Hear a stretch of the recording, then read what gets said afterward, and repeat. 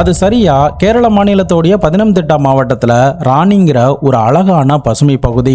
இந்த ராணி பகுதியில் கண்ணுக்கு எட்டின தூரம் வரைக்கும் தேயிலை தோட்டம் தான். தேயிலை தோட்டத்தில் அந்த ஊரில் இருக்கிற மக்களும் இந்த தேயிலை தோட்டத்திலையும் அந்த கடும் குளிர்லையும் வேலை பார்த்துக்கிட்டு தான் அவங்களுடைய அன்றாட வாழ்க்கையை ஓட்டிக்கிட்டு இருக்காங்க. பட் என்னதான் பொருளாதார ரீதியாகவும் பெரிய வசதி இல்லைனாலும், கட்டமைப்பு ரீதியாகவும் எந்தவித ரோடு வசதியும் இல்லைனாலும், அதை எல்லாத்தையுமே சகிச்சுக்கிட்டு ஒரு நிம்மதியான வாழ்க்கையை அந்த ஊர் மக்கள் வாழ்ந்துக்கிட்டு இருக்காங்க.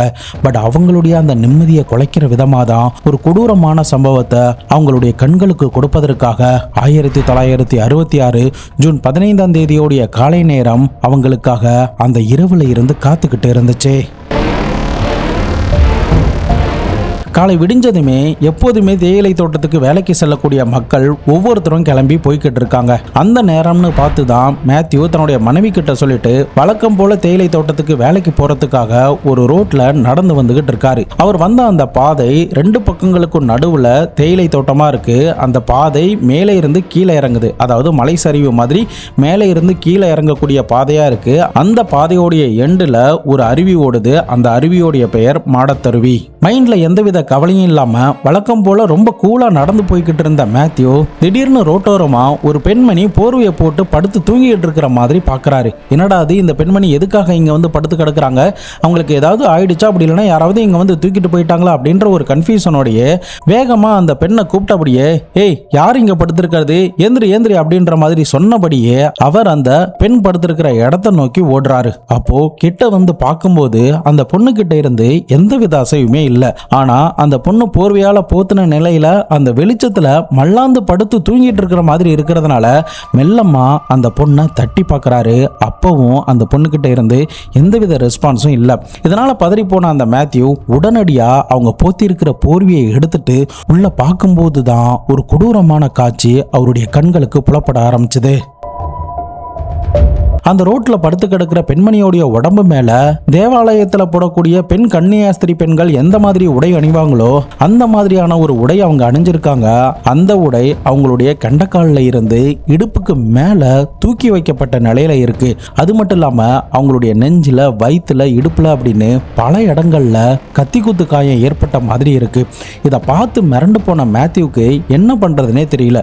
கண்ணுக்கு எட்டின தூரம் வரைக்கும் யாருடைய நடமாட்டமும் இல்லாததுனால நம்ம இந்த விஷயத்தை முதல்ல போலீஸ் கிட்ட போய் சொல்லணும் அப்படின்னு சொல்லிட்டு வேகமா தன்னுடைய வீட்டை நோக்கி ஓடுறாரு. அதுக்கான காரணம், அன்னைக்கு அவர் எந்த சட்டையும் போட்டுட்டு வராம நார்மலா அந்த ரோட்ல நடந்து வந்திருக்காரு. அப்போ இவர் வீட்டுக்கு போற வழியில அங்க வந்த ஆட்கள் கிட்ட தகவல் கொடுத்தது மட்டும் இல்லாம வீட்டுக்கு வந்த கையோட தன்னுடைய மனைவி கிட்டையும் தான் பார்த்த விஷயத்தை விளக்கி கூறி இருந்திருக்காரு. அப்போ அந்த மனைவி என்ன சொல்றாங்கன்னா, எதிர்த்த வீட்டுல இருக்கிற அந்த ஆசாரி கூட முதல் நாள் அவருடைய மனைவி கூட பயங்கர சண்டை போட்டாரு. அவங்க 2 பேருக்குள்ளேயும் அடிதடி சண்டை மாதிரி நடந்துகிட்டு இருந்துச்சு. எனக்கு என்னவோ அவருடைய மனைவியா தான் இருக்கும்னு தோணுது அப்படின்னு மேத்யூ கிட்ட அவங்களுடைய மனைவி இதை சொல்லி இருந்திருக்காங்க. அதுக்கப்புறம் மேத்யூ அதை பத்தி பெருசா கண்டுக்காம தன்னுடைய சட்டையை போட்டுக்கிட்டு, நான் போலீஸ் ஸ்டேஷனுக்கு போறேன், நான் நைட்டு வரதுக்கு லேட் ஆகும், அதனால நீ வீட்லயே பத்திரமா இரு அப்படின்னு சொல்லிட்டு இந்த மேத்யூ அங்க இருந்து கிளம்பி நேரா தான் வேலை பார்க்குற தேயிலை தோட்டத்தோடைய மேனேஜர் கிட்ட போயிட்டு நடந்த விஷயத்த சொல்றாரு. அவருமே உடனடியா சம்பவ இடத்தை வந்து பார்க்கறாரு. அதுக்கப்புறம் இந்த 2 பேரும் சேர்ந்து போலீஸ் ஸ்டேஷனுக்கு தகவல் கொடுக்கலான்னு நடந்தபடியே போயிருந்திருக்காரு.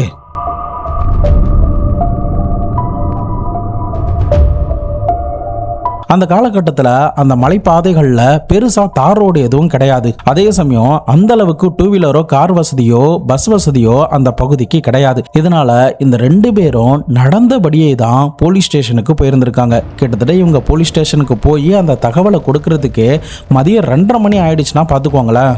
அதுக்கப்புறம் போலீஸ் ஆஃபீஸரும் இந்த கேஸை சீரியஸாக எடுத்துக்கிட்டு இமிடியேட்டாக அந்த ஸ்டேஷனோட இன்ஸ்பெக்டர், சப் இன்ஸ்பெக்டர் எல்லாருமே ஒரு ஜீப்பில் ஏறுறாங்க.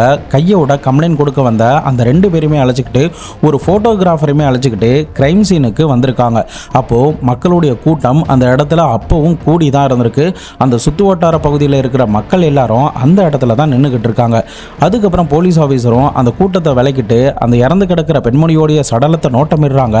அதன் பிறகு கூப்பிட்டு வந்த ஃபோட்டோகிராஃபர் கிட்ட வெவ்வேறு ஆங்கிள் இருந்து இந்த போட்டோஸ் எல்லாத்தையுமே எடுத்துக்கோங்க அப்படின்னு சொல்றாங்க. அதுக்கப்புறம் போலீஸ் ஆபீசர் அங்க சுத்தி நிக்கிற கூட்டத்தை பார்த்துட்டு, இந்த பெண்மணியை உங்களுக்கு தெரியுமா, இவங்களை இதுக்கு முன்னாடி இங்க பாத்திருக்கீங்களா, இந்த பெண்ணுக்கு உங்க ஊரு தானா அப்படின்ற மாதிரி கேட்கும்போது சுத்தி இருந்த அனைவரும் இவங்க யாருன்னே எங்களுக்கு தெரியல, பாக்குறதுக்கு வெளியூர் மாதிரி இருக்காங்க, இதுக்கு முன்னாடி நாங்க இவங்களை பார்த்ததே இல்லை அப்படின்னு அந்த மக்கள் சொல்றாங்க. இப்போ போலீஸ் ஆபீசருக்கு ஒரு சில விஷயங்கள் விளங்க ஆரம்பிச்சது. அது என்னன்னா, இங்க இறந்து கிடக்கிற பெண்மணி வெளியூரை சேர்ந்தவங்க. அது மட்டும் இல்லாம அவங்களுடைய உடம்புல ரத்த காயங்கள்லாம் இருக்கு. ஆனா ரத்தம் எதுவுமே அந்த பெட்ஷீட்ல சிந்தி இல்ல. சோ இதை வச்சு பார்க்கும்போது கண்டிப்பா கில்லர் வேற எங்கேயோ ஒரு இடத்துல கொலை பண்ணிட்டு தான் அதுக்கப்புறம் இந்த பெட்ஷீட்டால போத்துனபடி இந்த இடத்துல வந்து தூக்கி போட்டிருக்குன்னு நினைக்கிறாங்க. அப்போ அந்த கில்லர் யாரு, அந்த கொலை செய்யப்பட்ட இடம் எது, யார் இந்த இடத்துல இந்த பெண்ணுடைய சடலத்தை தூக்கிட்டு வந்து போட்டிருப்பா, தூக்கிட்டு வரதுக்கு அவங்க டூ வீலர் யூஸ் பண்ணாங்களா, அப்படி இல்லைன்னா கார் யூஸ் பண்ணாங்களா, அப்படி இந்த சடலம் கொண்டு வரப்பட்ட வாகனத்தை யாராவது பார்த்தாங்களா அப்படின்ற எக்கச்சக்கமான சந்தேகத்தோட தான் இந்த வழக்குடைய விசாரணைக்குள்ள போலீஸ் இறங்கினாங்க. டெக்னாலஜியே இல்லாத அந்த காலகட்டத்தில் அன்னைக்கு போலீஸ் ஆபீசரால இந்த கேஸை சால்வ் பண்ண முடிஞ்சதா இல்லையா? 1960களில் கேரள போலீஸுக்கும் கேரள மக்களுக்கும் ஒரு பெரிய அதிர்வலைகளை கொடுத்த ஒரு கொடூரமான சம்பவத்தை தான் இன்னைக்கு நம்ம தெள்ள தெளிவாக பார்க்க போறோம். வீடியோவை எங்கேயுமே ஸ்கிப் பண்ணாம பாருங்க. இந்த கேஸ்ல பல ட்விஸ்ட் அண்ட் டர்ன்லாம் இருக்கு. ஸோ மிஸ் பண்ணாம கடைசி வரைக்கும் பாருங்க. நான் உங்கள் Babu Shankar and welcome to Babu Shankar files.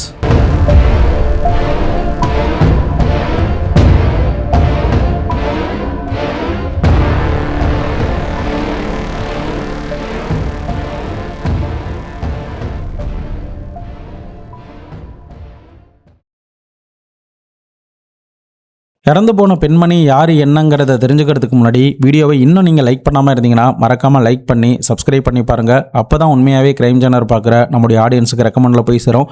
அது எனக்கு பெரிய மோட்டிவேட்டாக இருக்கும். ஸோ மறக்காமல் எனக்காக லைக் பண்ணி சப்ஸ்கிரைப் பண்ணாமல் யாராவது பார்த்துக்கிட்டிங்கன்னா சப்ஸ்கிரைப் பண்ணி சப்போர்ட் பண்ணுங்கள்.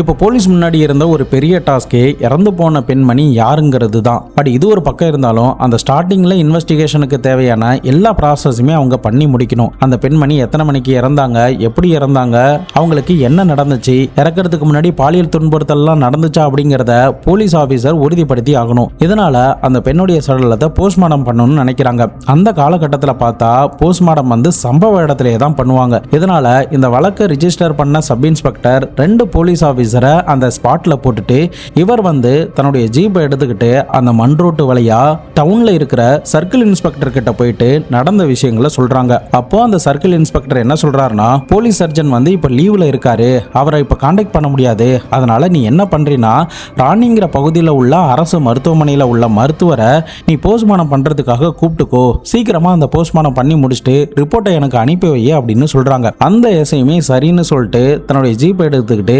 வேகமா அந்த ராணிங்கிற பகுதியில் உள்ள கவர்மெண்ட் ஹாஸ்பிட்டலுக்கு வந்து அங்க உள்ள மருத்துவர்கிட்ட நடந்த விஷயத்த சொல்றாங்க.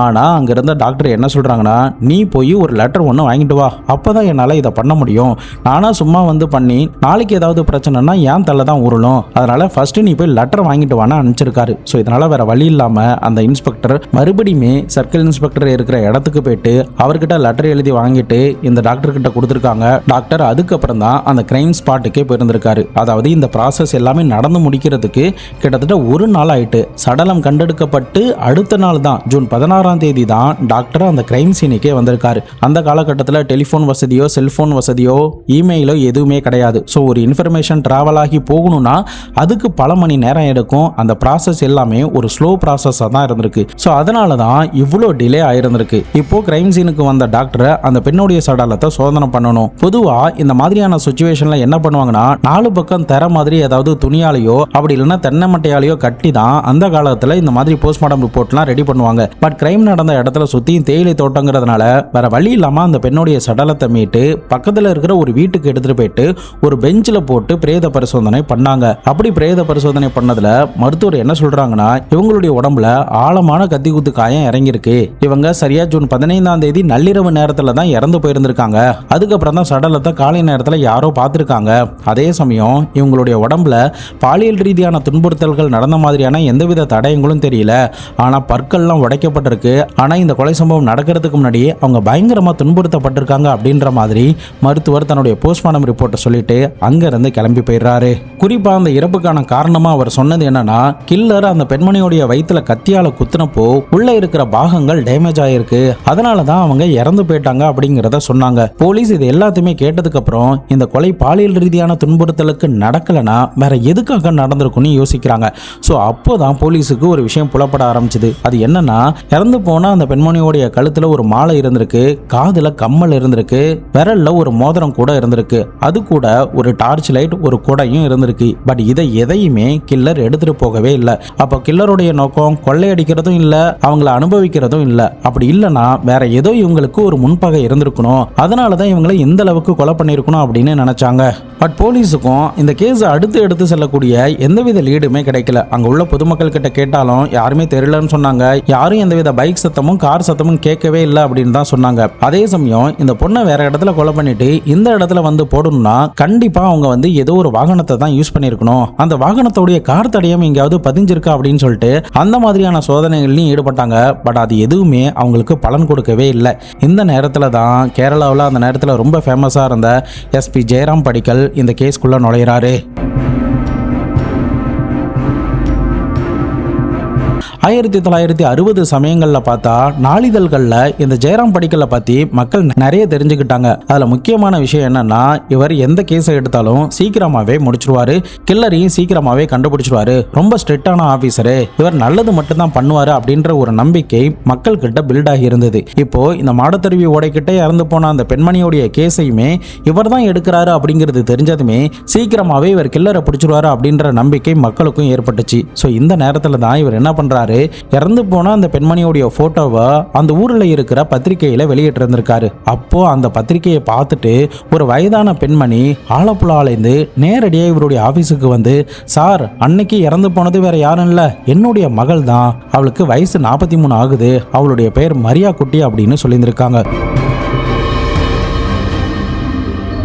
இப்போ இறந்து போனவங்களுடைய அங்க அடையாளம் தெரிஞ்சிட்டதுனால இந்த பெண்ணுக்கு யார் கூடயாவது பகை இருந்திருக்குமா அப்படிங்கிறத தெரிஞ்சுக்கிறதுக்காக அவங்களுடைய ஃபேமிலி பேக்ரவுண்டை அந்த அம்மா கிட்ட விசாரிக்கிறாங்க. அப்போ அந்த அம்மா என்ன சொல்றாங்கன்னா, சார் என்னுடைய மகளுக்கு ஃபர்ஸ்ட் கல்யாணம் ஆயிடுச்சு, அதுல ஒரு பெண் குழந்தை பிறந்தாங்க, ஆனால் நாளை பின்ன என்னுடைய மருமகனுக்கும் மகளுக்கும் கருத்து வேறுபாடு ஏற்பட்டு டிவோர்ஸ் ஆயிடுச்சு, அதுக்கப்புறம் என்னுடைய மகள் ரெண்டாவதா ஒருத்தரை திருமணம் பண்ணாங்க, அவர் கூட எந்தவித குழந்தையும் அவங்களுக்கு பிறக்கல, இதனால கொஞ்ச நாட்களே அவங்களும் டிவோர்ஸ் பண்ணிக்கிட்டாங்க, அதுக்கப்புறமும் மூன்றாவது முறையா என்னுடைய மகள் ஒரு ஆளை கல்யாணம் பண்ணாங்க, அந்த ஆள் கூட வளர்ந்துகிட்டு இருந்த நேரத்தில் 3 குழந்தைகளை அவ பெத்தெடுத்தா, அதுக்கப்புறம் அவருக்கு திடீர்னு ஒரு நாள் வலிப்பு வந்துருச்சு, இதனால படுத்த படுக்கையா போயிட்டாரு, அப்படி அவரால் அசைய முடியாம படுத்த படுக்கையா கடந்த நேரத்தில் திடீர்னு என்னுடைய மகள் கர்ப்பம் ஆயிட்டா, இதனால இவங்க 2 பேருக்குள்ளேயும் பயங்கர சண்டை போய்கிட்டு இருந்துச்சு, இந்த நேரத்தில் தான் அவ காணாம போயிட்டா அப்படின்ற ஒரு செய்தியை இந்த அம்மா போலீஸ் கிட்ட கொடுத்துருக்காங்க.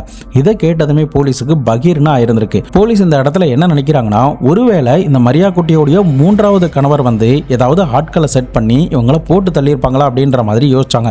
பட் இதுக்காக அந்த வீட்டில் போயிட்டு விசாரணை பண்ணும்போது கூட அவங்க நாங்கள் இந்த மாதிரி எதுவுமே பண்ணலை அப்படின்ற மாதிரி சொல்லிட்டாங்க. இப்போ போலீஸ் ஆஃபீஸர் என்ன நினைக்கிறாங்கன்னா, மரியா குட்டியோடைய ஊரில் போய் விசாரிச்சா அவங்க கர்ப்பமாக இருந்ததுக்கு யார் காரணங்கிறது தெரியும், கண்டிப்பா இந்த பெண்ணுக்கு யாரோ ஒருத்தன் கூட தொடர்பு இருந்திருக்கு, அவன் தான் இந்த கொலையை பண்ணியிருக்கணும் அப்படின்னு அந்த எஸ்பி நினைச்சாரு. முக்கியமாக அந்த எஸ்பி அவருடைய எக்ஸ்பீரியன்ஸ் படி என்ன சொன்னார்னா, இந்த மாதிரி தொடர்பு வச்சிருக்கிற ஆணோ பெண்ணோ ஸ்டார்டிங்ல உடல் ரீதியா நல்லா நெருங்கி பழகுவாங்க, ஆனா நாட்கள் நகர நகர ரியாலிட்டி புரிய வர ஆரம்பிச்சதும் 2 பேரும் பிரியலான்னு நினைப்பாங்க, அதுல ஒரு சில பேர் கர்ப்பமாவாங்க, பட் இந்த சந்தர்ப்பத்துல பிரிய முடியாத ஒரு சுச்சுவேஷன் ஏற்பட்டு 2 பேருக்குள்ளேயும் ஒரு பயங்கரமான பகை ஏற்படும், அந்த பகை கடைசியில கொலையில போய் தான் முடியும். ஸோ இந்த கேஸுக்குமே அதே காரணமாக தான் இருக்கும் அப்படின்னு நினைச்சு அந்த எஸ்பி உடனடியாக ஒரு டீமை அந்த பெண்மணியோடைய சொந்த ஊரான ஆலப்புழாவில் உள்ள சக்கரை கடவுங்கிற பகுதிக்கு அனுப்பி வைக்கிறாங்க. இப்போ போலீஸோடைய டீம் அந்த சக்கரை கடவுக்கு வந்ததுக்கு பிறகு அங்கே இருக்கிற டீ கடை, மளிகை கடை போன்ற எல்லா இடங்கள்லையும் இறந்து போன மரியா குட்டியை பற்றி விசாரிக்கிறாங்க. அப்போ அங்கே இருந்தவங்க என்ன சொல்கிறாங்கன்னா, சார் மரியா குட்டிக்கு மொத்தம் 5 குழந்தைங்க, அவள் ஆரம்பத்துலலாம் ஏழ்மையான சூழ்நிலையில தான் இருந்தா, இங்கே சர்ச்சில் பார்த்தா அமெரிக்காவில் இருந்து இலவசமாக வரக்கூடிய கோதுமை மாவு, கோதுமை பொருட்கள் ப்ளஸ் டால்டா, பாமாயில் அப்படின்னு எல்லாத்தையுமே வாங்கிக்கிட்டு அதை வச்சு தான் குடும்பம் நடத்திக்கிட்டு இருந்தா, மற்றபடி அவகிட்ட எந்தவித பொருளாதார வசதியும் கிடையாது அப்படின்னு சொன்னாங்க. அந்த காலகட்டத்தில் ராஜீவ் காந்தி ஆட்சிக்கு வரதுக்கு முன்னாடி உள்ள காலகட்டத்திலலாம் பார்த்தீங்கன்னா அமெரிக்காவில் அதிக உற்பத்தி ஆகி அந்த தானியங்களை வேஸ்ட்டாக கடலில் போய் கொட்டிக்கிட்டு இருந்தாங்க. அப்போ இந்தியன் கவர்மெண்ட்டும் சில கிறிஸ்துவ அமைப்பும் எங்ககிட்ட அந்த தானியங்களை கொடுங்க, இங்கே நிறைய ஏழை மக்கள் இருக்காங்க அப்படின்னு சொல்லி அந்த தானியங்களை வாங்கி சர்ச் மூலிமா பல ஏழைகளுக்கு கொடுத்துக்கிட்டு வந்தாங்க. அதில் பயன்பெற்ற ஒரு ஆள் தான் இந்த மரியா குட்டி. தொடர்ந்து அங்கே இருக்கிற மற்ற கடைகளில் விசாரணை பண்ணும்போது ஒரு சில பேர் என்ன சொல்லியிருந்திருக்காங்கன்னா, சார் மரியா குட்டி ஏழை தான், ஆனால் ரீசெண்டாக அவங்க இறந்து போகிறதுக்கு முன்னாடி பார்த்தா நல்லா தாராளமாக செலவு பண்ணிக்கிட்டு இருந்தாங்க, அவங்க கிட்ட காசு ஏதுன்னே எனக்கு தெரியல, ஒரு நாள் என்னுடைய கடையில் 400 ரூபா கடன் வச்சிருந்ததை ஒரே நாள்லேயே கொடுத்தாங்க, எனக்கு பகீர்னா ஆயிடுச்சு, எப்படி இந்த அளவுக்கு இவகிட்ட காசு வந்துச்சு அப்படின்னு யோசிச்சேன். அதுக்கப்புறம் என்னுடைய கடைக்கு வந்தால் கூட ஆடம்பரமாக பொருட்கள் வாங்குறது, காசு கொடுத்து பொருட்கள் வாங்குறது அப்படிங்கிறத அவள் தொடர்ந்து பண்ணிக்கிட்டு இருந்தா, மற்றபடி எனக்கு எதுவும் தெரியாது அப்படின்ற மாதிரி சொல்லியிருந்திருக்காரு. அந்த காலகட்டத்தில் 400 ரூபாங்கிறது ரொம்ப பெரிய காசு. அதாவது பெரிய பணக்கார குடும்பத்தில் ஒரு ஆள் வந்து மளிகை ஜாமான் வாங்கினாங்கன்னா, ஒரு மாதம் மளிகை ஜாமான் வாங்கினாங்கன்னா இந்த 400 ரூபாய் தான் வரும். அப்படிப்பட்ட காசு எப்படி இந்த பொண்ணுக்கு வந்துச்சு அப்படின்ற ஒரு ஆச்சரியம் போலீஸுக்குமே அந்த நேரத்தில் ஒரு சந்தேகத்தை கிளப்புனுச்சு. இன்னொரு பக்கம் ஒரு டீ கடையில் போயிட்டு விசாரணை பண்ணப்போ அவர் என்ன சொல்றாருன்னா, சார் எப்பெல்லாம் இவளுடைய கடன் வந்து 100 ரூபாயை தாண்டுதோ அப்போ வந்து இவ இந்த ஊரில் இருந்து ஒரு 60 கிலோமீட்டர் தள்ளி இருக்கக்கூடிய சங்கனாச்சேரி அப்படின்ற பகுதிக்கு போயிட்டு வருவா. அப்படி எப்பப்பெல்லாம் அந்த ஊருக்கு போயிட்டு வராளோ அப்பப்பெல்லாம் அவகிட்ட நிறைய காசு இருக்கும், ஒருவேளை அங்க இருக்கிற யாரோ ஒருத்தர் தான் இவருக்கு இந்த காசை கொடுக்கணும் அப்படின்ற மாதிரி சொல்லியிருந்திருக்காங்க. இதை கேட்டதுமே போலீஸ் ஆஃபீஸர் என்ன நினைக்கிறாங்க, அப்ப கண்டிப்பா அந்த சங்கனாச்சேரி அப்படின்ற பகுதியில் யாரோ ஒருத்தர் கூட இந்த பொண்ணுக்கு தொடர்பு இருக்கணும், அவன் தான் இந்த பொண்ணுக்கான காசெல்லாம் கொடுக்கணும், இந்த பொண்ணுடைய கர்ப்பத்துக்கும் அவன் தான் காரணமா இருக்கும், அவங்களுடைய கொலைக்கும் அவன் தான் காரணமா இருக்கும் அப்படின்னு நினைச்சு ஒரு டீட்டெயிலான ரிப்போர்ட்டை அந்த டீம் அவங்களுடைய எஸ்பியான ஜெயராம் படிக்கலுக்கு அனுப்பியிருக்காங்க. பட் அதே சமயம் அவருடைய டேபிளுக்கு அந்த வாரத்தில் ரிலீஸ் ஆன ஒரு கிசுகிசுப்பு செய்தி இருக்கிற ஒரு நாளிதழும் அவருடைய டேபிளுக்கு வருது. பட் அந்த நாளிதழ் தான் இந்த கேஸை அடுத்த கட்டத்துக்கு எடுத்துட்டு போக போகுது. போலீஸ் டீம் கொடுத்த அந்த செய்தியும் அந்த நாளிதழில் வந்த செய்தியும் கிட்டத்தட்ட ஒரே மாதிரி இருந்திருக்கு. இந்த மரியா குட்டிக்கு சங்கனாச்சேரி அப்படின்ற பகுதியில் ஒரு பாதிரியார் கூட ஒரு தொடர்பு இருந்திருக்கு. அந்த பாதிரியார் தான் இவங்களுக்கு நிறைய பணம் காசெல்லாம் கொடுத்துருக்காரு. அந்த பாதிரியார் இவங்களுடைய ஊரான அந்த சக்கரக்கடவு பகுதியிலேயே பாதிரியாராக வேலை பார்த்துருக்காரு. அந்த நேரத்தில் தான் இவங்களுக்குள்ள பழக்கம் ஏற்பட்டிருக்கு, அவங்களால தான் இவங்க கர்ப்பமானாங்க அப்படின்ற மாதிரி செய்தி இந்த 2 ரிப்போர்ட்லையுமே ஒரே மாதிரி வந்திருக்கு. ஸோ இதனால எஸ்பி வந்து அந்த நேரத்தில் என்ன நினைக்கிறாருன்னா, இப்போ டைரக்டா அந்த சர்ச்சில் வேலை பார்க்குற ஃபாதரை கைது பண்ண முடியாது, அப்படி கைது பண்ணா ஏதாவது சட்ட ஒழுங்கு சீர்கேடு ஏற்படும் அப்படின்னு நினைச்சு ஸ்மார்ட்டா கொஞ்ச நாள் வெயிட் பண்ணி அந்த சங்கனாச்சேரி பகுதியில் உள்ள சர்ச்சுக்கு போயிட்டு அங்க உள்ள பாதிரியார் கிட்ட எங்களுக்கு மரியா குட்டி கேஸ்ல சில சந்தேகங்கள் இருக்கு, அதனால நீங்க போலீஸ் ஸ்டேஷனுக்கு வர முடியுமா அப்படின்ற மாதிரி கேட்குறாங்க. அந்த பாதிரியாருக்கும் என்ன ஏதுன்னு தெரியாம பதறி அடித்துக்கிட்டு வேற வழி இல்லாம போலீஸ் கூட அன்னைக்கு போயிருந்திருக்காங்க. பட் அந்த பாதிரியார் கிட்ட விசாரணை பண்ணி முடிச்ச ஒரு சில நாட்கள்லயே அதே சர்ச்சில் வேலை பார்த்துக்கிட்டு இருந்த பெனடிக்ட் ஓனக்குளம் என்ற பாதிரியாரை போலீஸ் ஸ்டேஷனுக்கு கூப்பிடுறாங்க. நம்மளை எதுக்கு இப்போ கூப்பிட்றாங்க அப்படின்ற ஒரு சந்தேகமும் ஒரு படபடப்பும் தான் அந்த பாதிரியாருக்கு அந்த நேரத்தில் இருந்துச்சு. அதுக்கான காரணம் 1960களில் இப்போ உள்ள மாதிரி அப்போ சோசியல் மீடியாலாம் இல்லாததுனால போலீஸோடைய அத்துமீறல், அதிகார வரம்பு மீறல் கற்பனை பண்ண முடியாத அளவுக்கு இருந்திருக்கு. சின்னதாக எதிர்த்து கேள்வி கேட்டுட்டா கூட அவங்க மேலே பொய்யான வழக்கு போட்டு கொடூரமான முறையில் ஜெயிலில் அடைச்சி வாழ்நாள் முழுக்க ஜெயிலு கோர்ட்டுன்னு அலைய வைக்கக்கூடிய பல சம்பவங்கள் அந்த காலகட்டத்தில் நடந்ததுனால மக்கள் அனைவரும் போலீஸ் ஸ்டேஷனுக்கு ஒரு ஆளை கூப்பிட்டாலே பயப்படவும் செஞ்சாங்க. அதுக்கான இன்னொரு காரணம் கூட போலீஸ் எதுக்காக அவங்களை கூட்டு போறாங்க, என்ன காரணத்துக்காக கூட்டு போறாங்க அப்படிங்கிற எதையுமே அந்த மக்கள் கிட்ட அந்த நேரத்தில் சொல்ல மாட்டாங்க. இப்போ வந்து மக்கள் கிட்ட ஒரு தெளிவு இருக்கு, ஏன் கூப்பிடுறீங்க, எதுக்காக கூப்பிடுறீங்க, எஃப்ஐஆர் எவிடன்ஸ்லாம் காட்டுங்க அப்படின்ற மாதிரியான ஒரு தைரியமும் ஆள் பலமும் மீடியாவுடைய சப்போர்ட்டும் இருக்கு. ஆனா அந்த காலகட்டத்தில் அந்த மக்களுடைய மனநிலையை வச்சு பாருங்க, அது எதுவுமே கிடையாது. இப்போ இந்த பெனடிக்ட் என்கின்ற அந்த ஃபாதருமே போலீஸ் இந்த மாதிரி பண்றதுக்கு சான்ஸ் இருக்கு அப்படின்னு சொல்லிட்டு தனக்கு தெரிஞ்ச ஒரு லாயரை ஸ்டேஷனுக்கு அழைச்சிட்டு போறாரு. பட் அந்த ஸ்டேஷனுக்குள்ள நுழைஞ்சதுமே அந்த எஸ்பி என்ன சொல்லிடுறாரு, நீங்க மட்டும் இங்க இருங்க, உங்க லாயரை அனுப்பிடுங்க அப்படின்ற மாதிரி மிரட்டுற தோணியில சொல்லியிருந்திருக்காங்க. அவர் தன்னுடைய வாய்ஸை ரைஸ் பண்ணி பேசுறதுக்கு உண்டான ஒரு செல்வாக்கும் அந்த லாயர் கிட்ட இல்ல. இதனால அந்த லாயரும் வேற வழி இல்லாம அங்கிருந்து கிளம்பி போயிடுறாரு. அதுக்கப்புறம் ஒரு 2 நாட்கள் கழித்து பார்த்தா இந்த பெனடிக்ட் என்கின்ற ஃபாதர் தான் மரியா குட்டியை கொடூரமான முறையில கொலை பண்ணி அந்த மாடத்தருவி அப்படின்ற ஓடைக்கு பக்கத்துல போட்டாரு அப்படின்ற செய்தி நாளிதழ்கள்ல அடுத்தடுத்த நாட்கள்ல வெளியாக ஆரம்பிச்சது. இந்த செய்தி வெளியானதுமே கேரளாவில் இருந்த மொத்த கிறிஸ்துவ அமைப்புக்கும் ஒரு பெரிய பேரதிர்ச்சியா இருந்துச்சு. பொதுமக்கள் அனைவரும் நாளிதழ்கள்ல வெளியாகக்கூடிய அந்த செய்திகளை படிச்சு தான் ஸ்டேஷன்ல என்ன நடக்குது, என்னென்ன ப்ராசஸ் நடக்குது, இவர் என்ன ஸ்டேட்மெண்ட்லாம் சொல்லிக்கிட்டு வராரு அப்படிங்கிற விஷயம்லாம் தெரிய வர ஆரம்பிச்சுது. அதுல என்னென்னலாம் போட்டிருந்துச்சுன்னா, இந்த மரியா குட்டிக்கும் இந்த ஃபாதருக்கும் மரியா குட்டியோடைய ஊரான சக்கரக்கடவுல உள்ள சர்ச்சில் வேலை பார்த்துக்கிட்டு இருந்த நேரத்தில் அமெரிக்காவில இருந்து வரக்கூடிய அந்த இலவச பொருட்களை கொடுக்கிற நேரத்தில் தான் மரியா குட்டி கூட இந்த ஃபாதருக்கு ஒரு பழக்கம் ஏற்பட்டதாகவும், அந்த பழக்கம் இந்த கிறிஸ்துவ சபைக்கு தெரியாம மெயின்டைன் ஆகிக்கிட்டு வந்துச்சு அப்படின்னும், அதுக்கப்புறம் இவர் சங்கனாச்சேரி பகுதியில் உள்ள சர்ச்சுக்கு போயிட்டாரு. அப்பப்போ இந்த மரியா குட்டி அவங்கள போய் பார்த்துட்டு வருவாங்க, அவர்கிட்ட இருந்து காசுலாம் வாங்கிட்டு வருவா. அந்த நேரத்தில் தான் மரியா குட்டி கர்ப்பமானதாகவும், இந்த மரியா குட்டியோடைய கர்ப்பம் பற்றி வெளியில தெரிஞ்சதுன்னா தனக்கும் தன்னுடைய சேவைக்கும் பெரிய அவமானமா போயிடும் அப்படின்னு நினைச்சு இந்த ஃபாதர் மரியா குட்டியா அந்த மாடத்தருவிங்கிற ஓடைக்கிட்ட இருக்கிற பகுதி கிட்ட அழைச்சிட்டு போனதாகவும், அங்க ஏதோ ஒரு இடத்துல கொலை பண்ணிட்டு போர்வையால சுருட்டி தூக்கி போட்டுட்டு போயிட்டாரு அப்படின்ற மாதிரி செய்திகள் அந்த காலகட்டத்தில் நாளிதழ்கள்ல வெளியாக ஆரம்பிச்சது. போலீஸுமே இவரை கிரைம் சீனுக்கு அழைச்சிட்டு போயிட்டு அன்னைக்கு என்னென்ன நடந்துச்சோ அதை டீட்டெயிலா கேட்குறாங்க. அதுக்கப்புறம் அவர் கத்தியை ஒரு இடத்துல தூக்கி போட்டேன்னு சொன்னாரு. அந்த இடத்துல போயிட்டு அவர் கொலைக்கு பயன்படுத்தின அந்த கத்தியுமே மீட்டெடுக்கிறாங்க.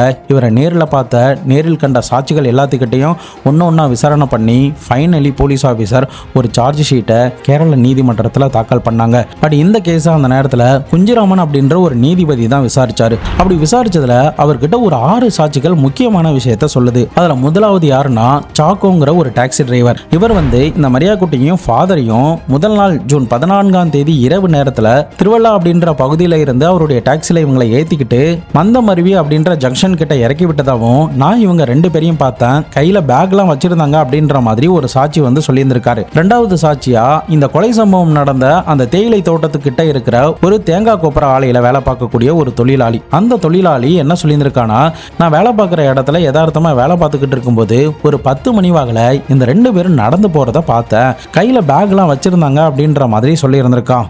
அதுக்கப்புறம் 3வது சாட்சியா ஒரு கவர்மெண்ட் ஹாஸ்பிட்டலில் வேலை பார்க்குற ஸ்டாஃப் தன்னுடைய டியூட்டியை முடிச்சுட்டு 11 மணிக்கு வந்ததாகவும், அப்படி வர நேரத்தில் இந்த ஃபாதரை தனியாக பார்த்ததாகவும், அவருடைய ட்ரெஸ் மேலே சில ரத்தக்கரைகளும் கையில் ஒரு பேக்கும் இருந்தது அப்படின்ற மாதிரி சாட்சி சொல்லியிருந்திருக்காரு. அதுக்கப்புறம் 4வதா பேபிங்கிற ஒரு கார் டாக்ஸி டிரைவர். இவர்கிட்ட ஃபாதர் டாக்ஸி வேணும் அப்படின்னு சொன்னதுனாலையும், திருவள்ளா அப்படின்ற பகுதிக்கு போகணும்னு சொன்னதுனாலையும், தனக்கு தெரிஞ்ச நண்பனுடைய வீட்டுக்கு போயிட்டு அவனுடைய டாக்ஸியை எடுத்துக்கிட்டு நானும் என்னுடைய நண்பன் பிளஸ் இந்த ஃபாதரை அழைச்சிக்கிட்டு அவருடைய ஊர்ல இறக்கி விட்டுட்டு ரிட்டர்ன் வந்துட்டோம் அப்படின்ற மாதிரி சாட்சி சொல்லியிருந்திருக்காங்க. அதுக்கப்புறம் 5வதா மந்தமருவிங்கிற பகுதியில் இறங்கினதுக்கு அப்புறம் முகமது என்பவருடைய டாக்ஸியை பிடிச்சி அவர் தான் வேலை பார்க்குற அந்த சர்ச் இருக்கக்கூடிய சங்கனாச்சேரி பகுதிக்கு வந்ததாகவும், காலை 4:30 மணிக்கெல்லாம் அவர் அந்த இடத்துல இறக்கி விட்டதாகவும் அந்த டிரைவருமே நீதிமன்றத்தில் சாட்சி சொல்லியிருந்திருக்காரு. ஃபைனலி 6வதா அந்த காலகட்டத்தில் துணிகளை வெளுக்கக்கூடிய ஒரு கூலி தொழிலாளி ஒரு முக்கிய சாட்சி ஒன்று சொல்றாரு. பட் அவருடைய சாட்சி இந்த கேஸை கொஞ்சம் திருப்பி போட பார்த்துச்சுன்னு கூட சொல்லலாம். அவர் என்ன சொல்றாருன்னா, நான் இந்த மாதிரி ஆட்கள் கிட்ட துணிகள்லாம் வாங்கும்போது அதை ஞாபகம் வச்சுக்கிறதுக்காகவும் கரெக்டா அவர்கிட்ட போய் செட்டில் பண்ணணும் அப்படிங்கிறதுக்காகவும் நூலால ஒரு நம்பரையோ ஒரு லெட்டரையோ தையலால தச்சிருப்பேன். அப்படி கிரைம் சீன்ல இருந்து கிடைச்ச போர்வையில கூட நான் என்னங்கிற லெட்டரை தச்சு வச்சிருந்தேன். இந்த பாதிரியாருடைய துணியை அன்னைக்கு நான் தான் துவைச்சு கொடுத்தேன் அப்படின்ற மாதிரி சொல்லியிருந்திருக்கான். இதை கேட்டதுமே இந்த ஃபாதருடைய லாயரான கேடி தாமஸ் அப்படின்றவர் இமிடியேட்டா எழுந்து அப்ஜெக்ஷன் தெரிவிக்க ஆரம்பிச்சாரு. நீதிபதி கிட்ட அந்த நேரத்தில் என்ன சொல்லியிருந்திருக்காருன்னா, பாதிரியார் போடப்பட்டதா சொன்னா அந்த போர்வையில 3ங்கிற லெட்டர் தான் இருக்கு, என்னங்கிற லெட்டர் இல்ல. ஸோ போலீஸ் வேணுமுனே அவரை சிக்க வைக்கணும் அப்படிங்கிறதுக்காக வாண்டடா மாட்ட வைக்கிறதுக்கு பார்க்குறாங்க. இது எல்லாமே போலீஸோடைய கட்டுக்கதை. முக்கியமா இந்த சம்பவம் நடந்த நேரத்தில் அமாவாசை. அந்த அமாவாசை இருட்டில் இவங்க எல்லாரும் எப்படி தெளிவா இந்த பாதிரியாரை பார்த்தாங்க அப்படிங்கிறது தெரியல. அதே சமயம் போலீஸோடைய ரிப்போர்ட்ல பாதிரியார் நடந்து போனதாகவும் அந்த ரத்தக்கரை இல்லை அப்படின்ற மாதிரியும் சொன்னாங்க. ஆனா இவர் எந்த இடத்துல கொலை செஞ்சாரு அப்படிங்கிற எதையுமே தெரிவிக்கவே இல்லை. இது எல்லாமே போலீஸோடைய கட்டுக்கதை தான் அப்படின்னு காரசாரமா வாதாடவும் செஞ்சாரு. பட் அது எதையுமே கேட்காத நீதிபதி ஃபைனலி போலீஸ் அதிகாரிகள் இவருக்கு எதிராக சப்மிட் பண்ண அந்த சர்க்கம்டன்ஷியல் எவிடன்ஸ் எல்லாத்தையும் வச்சு இந்த ஃபாதர் தான் குற்றவாளி அப்படின்னு சொல்லி 5 ஆண்டு காலம் கடுங்காவல் தண்டனையும், அந்த தண்டனை முடிஞ்சதும் தூக்கு தண்டனை கொடுக்கணும் அப்படின்ற மாதிரி ஒரு தீர்ப்பை அதே வருஷத்துல 1966 நவம்பர் மாசத்துல தெரிவிக்கிறாரு. பட் இந்த தீர்ப்பு ஒரு பக்கம் திருப்தியை கொடுத்தாலும் இதுக்கப்புறம் தான் அந்த கேரள மக்கள் எதிர்பார்க்காத ஒரு பயங்கரமான ஒரு ட்விஸ்ட் 7 மாசத்துக்கு அப்புறம் அவிழ ஆரம்பிச்சது. தான் குற்றவாளிங்கிறதுக்கான எந்தவித சரியான எவிடன்ஸும் இல்லாம தன குற்றவாளின்னு சொன்னது மட்டும் இல்லாம தனக்கு நீதிமன்றம் தூக்கு தண்டனை கொடுத்துருச்சு அப்படிங்கறத எதிர்த்து இந்த ஃபாதர் உடனடியா உயர்நீதிமன்றத்தில் ஒரு மனு தாக்கல் ஒன்று போட்டிருந்திருக்காரு. இந்த வழக்கை எடுத்து விசாரணை பண்ண நீதிபதிகள் இந்த கேஸ்ல நிறைய ஓட்டைகள் இருக்கிறத பார்த்திருக்காங்க. குறிப்பா இவர் தான் குற்றவாளி அப்படிங்கிறதுக்கான எந்தவித எவிடன்ஸுமே ஸ்ட்ராங்கா இல்லை அப்படின்னு சொல்றாங்க. அதுல நீதிபதிகள் கண்டுபிடிச்ச ஒரு சில விஷயங்கள் என்னன்னா, இறந்து போன மரியா குட்டி கர்ப்பமாயிட்டாங்க, அதனாலதான் இந்த ஃபாதர் கொலை பண்ணிட்டாரு அப்படின்ற மாதிரி மோட்டிவ் சொன்னாங்க. ஆனா போலீஸ் சப்மிட் பண்ண அந்த போஸ்ட்மார்டம் ரிப்போர்ட்ல மரியா குட்டி கர்ப்பமா இருந்த மாதிரியான எந்தவித தடயங்களும் அதுல இல்லவே இல்லை.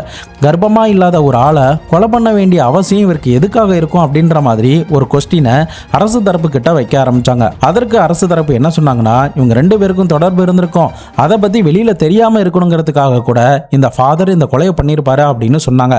ஆனா அந்த அரசு தரப்புக்கு செக் வைக்கிற விதமா, சரி கத்தி கிடைச்சதுன்னு சொன்னீங்க, அந்த கத்தியில ஒரு துரு கூட இல்லையே, ஏன்னா இந்த கொலை சம்பவம் நடந்தது ஜூன் மாசத்துல, ஆனா இந்த ஃபாதரை கைது பண்ணது ஆகஸ்ட் மாசத்துல, கிட்டத்தட்ட 2 மாசம் கேப் இருந்திருக்கு. அந்த 2 மாச கேப்ல கேரளாவில் நல்ல மழை பெஞ்சுக்கிட்டு இருந்துச்சு. அந்த கத்தியில மழை தண்ணிலாம் பட்டு கண்டிப்பா அந்த ரத்தங்கள் கரைஞ்சி போயிருக்கிறதுக்கு நிறைய சான்ஸ் இருக்கு. அது மட்டும் இல்லாம கத்தி கண்டிப்பா துரு பிடிச்சிருக்கும். ஆனா எதுவுமே இதுல நடக்கவே இல்லை. நீங்களா ஒரு கத்தியை எங்கேயோ வாங்கிட்டு வந்து அதுல ஒரு ரத்தக்கரை இருந்த மாதிரியும் இந்த கத்தியை தான் அவர் பயன்படுத்தினாரு அப்படின்ற மாதிரி நீங்க சொல்றீங்க. ஆனா போஸ்ட்மார்டம் ரிப்போர்ட்ல அந்த பெண்மணியோடைய உடம்புல காணப்பட்ட அந்த காயத்தோடைய ஆழமும் இந்த கத்தியையும் வச்சு பார்க்கும்போது ரெண்டுத்துக்கும் மிஸ்மேட்ச் ஆகுதே, இது நம்புற மாதிரி இல்ல அப்படின்னு நீதிபதி கடுமையா அரசு தரப்பை நோக்கி கேள்வி எழுப்ப ஆரம்பிச்சாரு. அதே சமயம் அரசு தரப்புல இருந்து இன்னொரு எவிடன்ஸ் என்ன சப்மிட் பண்ணியிருந்தாங்கன்னா, இந்த பாதிரியாருடைய வீட்டில் அவர் பயன்படுத்தக்கூடிய அந்த ஃபாதர்லாம் ஒரு கருப்பு கலர் கோட்டு மாதிரி ஒரு லாங் கோட் மாதிரி ஒன்று போடுவாங்கல்ல, அந்த இதில் ரத்தக்கரை இருந்ததாகவும் அந்த ரத்தக்கரை படிஞ்ச ட்ரெஸ்ஸை அவருடைய வீட்டு கபோர்டில் வச்சிருந்ததாகவும் அதை நாங்கள் எடுத்துட்டு வந்தோம் அப்படின்ற மாதிரி போலீஸ் சைடில் இருந்து சொல்லியிருந்தாங்க. ஸோ இதை பார்த்துட்டு நீதிபதி என்ன கேள்வி கேட்கிறாருன்னா, ஒருத்தர் உண்மையிலே ஒரு ஆளை கொலை பண்ணிட்டாங்கன்னா கண்டிப்பாக அந்த துணியை எரிக்கிறதுக்கோ அப்படி இல்லைன்னா மறைக்கிறதுக்கோ தான் முயற்சி பண்ணுவாங்க. ஆனால் அந்த ட்ரெஸ் வீட்டுக்கு வந்தது மடிச்சு எப்படி கபோர்ட்லலாம் வைப்பாங்க, இதுக்கு சான்ஸே கிடையாது. இது எல்லாமே உங்களுடைய கட்டுக்கதை தான். கண்டிப்பாக வேற யாரையோ ஒருத்தரை காப்பாற்றுறதுக்காக இவரை நீங்கள் பலியாட ஆக்கிட்டீங்க அப்படின்னு சொல்லி இந்த கேஸில் இருந்த மற்ற லூப்ஹோலையும் சரியான காரணம் இல்லாததையும் தெரிஞ்சுக்கிட்ட நீதிபதிகள் சரியா 1967 அதாவது அடுத்த வருஷத்திலேயே அவரை நீதிமன்றம் விடுதலை பண்ணுது. யோசிச்சு பாருங்க, ஒரு ஆளை கைது பண்ணிட்டு அவனை பற்றி கேவலமாக அசிங்கமாலாம் பத்திரிகையில் எழுதிட்டு கடைசியில் அவன் நிரபராதி அப்படின்னு சொன்னால் அந்த மனுஷனுடைய மனநிலை எந்த அளவுக்கு நொந்து போயிருக்குன்னு யோசிச்சு பாருங்க.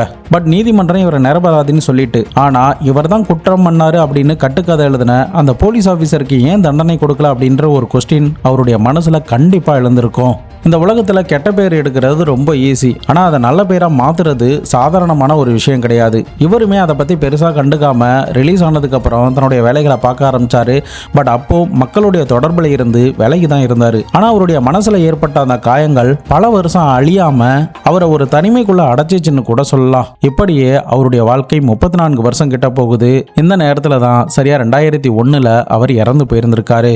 அன்னைக்கு மரியா குட்டியை இவர் கொலை பண்ணலனா யாரு கொலை பண்ணா அப்படின்னு தானே யோசிக்கிறீங்க. அதுக்கான விடைகள் எல்லாமே பல வருஷமா அந்த ஊருக்குள்ள புதஞ்சு இருந்துச்சுன்னு தான் சொல்லி ஆகணும். இந்த சம்பவம் 1966 நடந்துச்சு. ஆனா உண்மையான கொலையாளி பத்தின விவரங்கள் எப்போ வெளியானது தெரியுமா?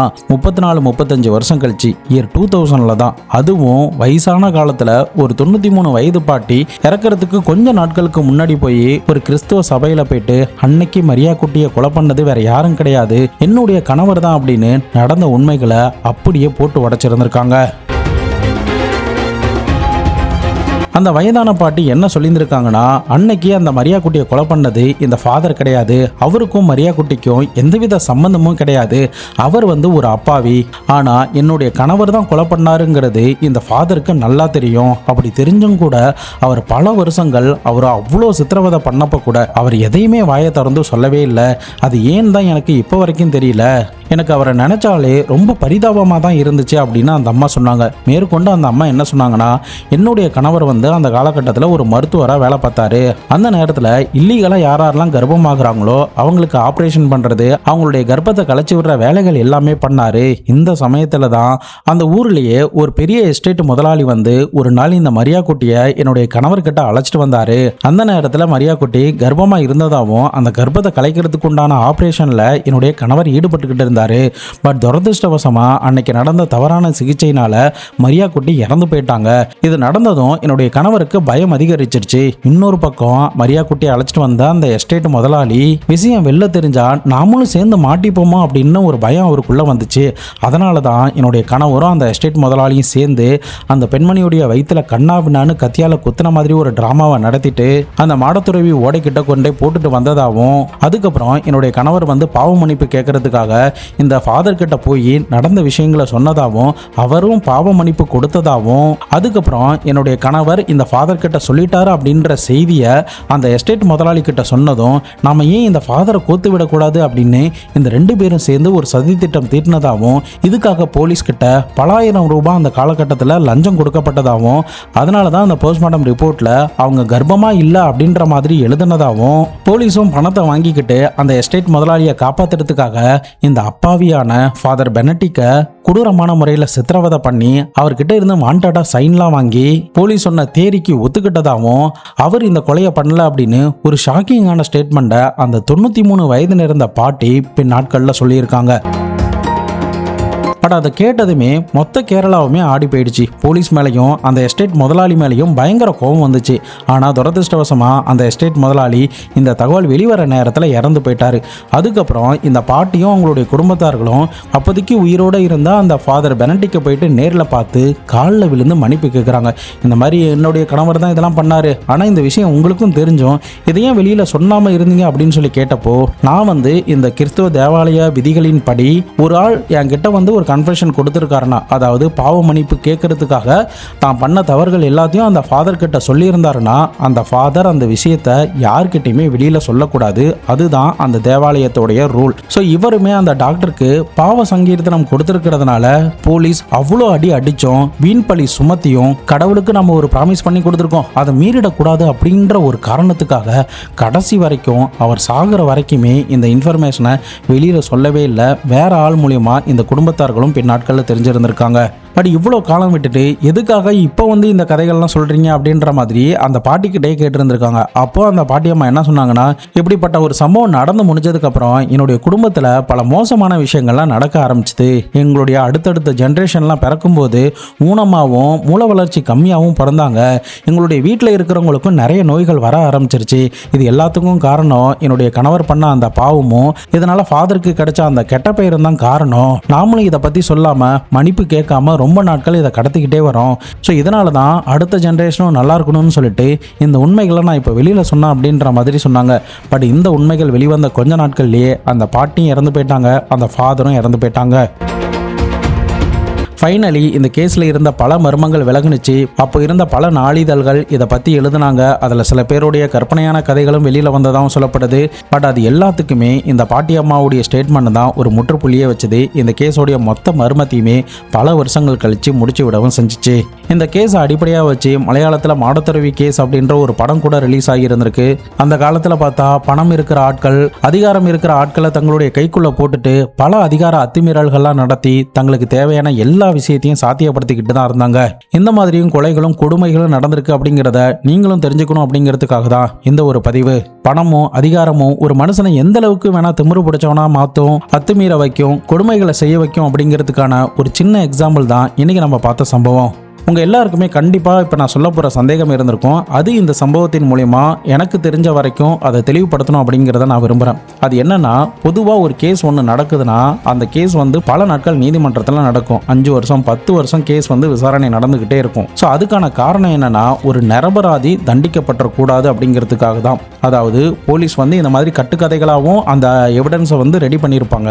இந்த எவிடன்ஸ் இந்த இடத்துல தான் இருந்துச்சு அப்படிங்கிறத அவங்க ஆதாரபூர்வமாக நிரூபிச்சு ஆகணும். இன்னொரு பக்கம் அந்த ஆப்போசிட் தரப்புல இருந்துமே போலீஸ் சொல்றது வந்து பொய்ங்கிறத நிரூபிக்கிறதுக்கு முயற்சி பண்ணணும். ஸோ அதனால தான் பல வருஷங்கள் ஒவ்வொரு கேஸுக்குமே எடுக்கும். நிரபராதி தண்டிக்கப்படக்கூடாது, 100 குற்றவாளிகள் தப்பிச்சாலும் ஒரு நிரபராதி தண்டிக்கப்படக்கூடாது அப்படிங்கிற ஒரே காரணத்துக்காக தான் குற்றவாளி குற்றம் பண்ணா அப்படிங்கிறது தெரிஞ்சும் கூட ஒவ்வொரு கேஸும் பல வருஷங்கள் நடந்துகிட்டு இருக்கு.